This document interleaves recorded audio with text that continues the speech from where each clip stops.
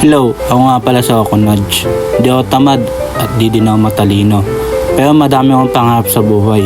Tara, samahan niyo ako ngayong duty ko ngayong gabi.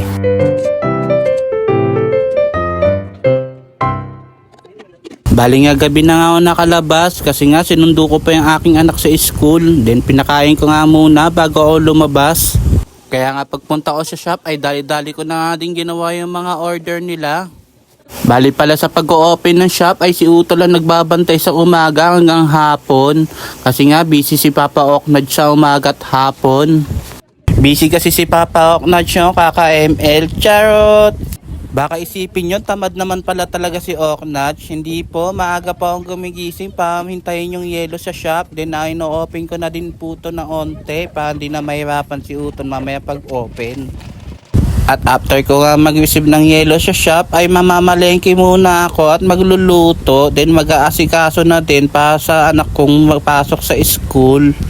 At bago nga mag alas 12 ay hatid ko ni anak ko sa school. Then makakabalik na sa bahay ng alauna. Kung kaya ko pa ako na din nag-o-open na shop ay hintayin ko na lang si Utol bumaba.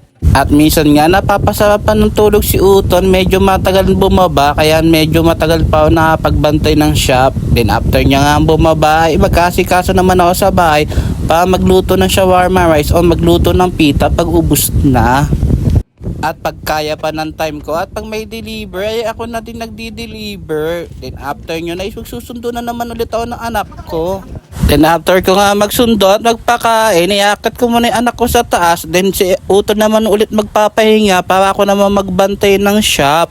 Kaya payo ko lang po sa mga nagbi-business, baka isipin nyo pa nag-business kayo ay hawak nyo na yung oras nyo ay mali po yun. Sa totoo po kasi kailangan po madaming oras sa pagbi-business at focus para po hindi po kayo malugi. Sayang naman po kasi pag nalugi kayo, sayang din po yung pinuhunan nyo sa business.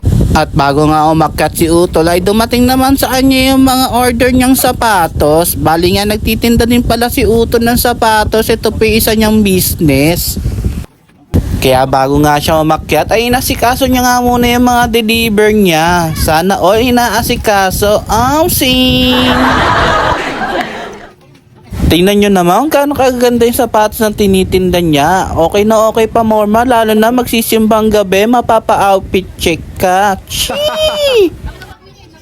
Bali nga pagdating nga ng mga sapatos ay chinecheck niya agad yan ni Utol at ina-unbox at chinecheck niya kung okay ba yung pagka-box o kung may damage ba o may sira.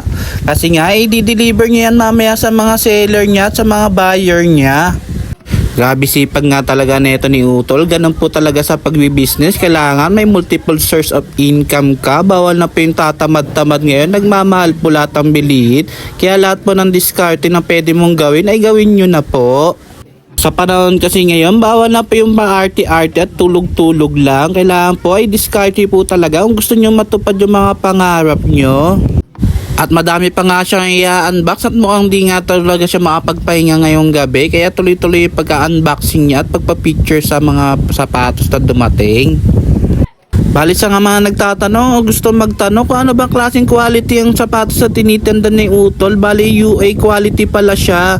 Same materials lang po yan sa mga original, hindi lang po sa pinaka-factory ng Nike ginawa. Pero napakasulit po at napakagandang pamorma po niyan para sa Pasko, New Year. At sa mga nagtatanong, paano ba umorder? I-PM nyo lang po si Utol o i-PM nyo lang po tong page ko para makasikaso po namin kayo. Wala po kami on-hand na sapatos. Kung ano na po yung order nyo, saka lang po namin yung orderin yan at i-ship po namin yan sa inyo. Ito pala yung Facebook ni Utol, i-PM nyo lang po siya. Okay na okay po yan pang gift sa Pasko, pang New Year sa inyong mga anak. At yan nga yung mga pants na Utol, pag nag-open unboxing siya, tingnan nyo naman may mga pants na siya. Sana all. Oh, sige hanggang dito na lang po. Paalam!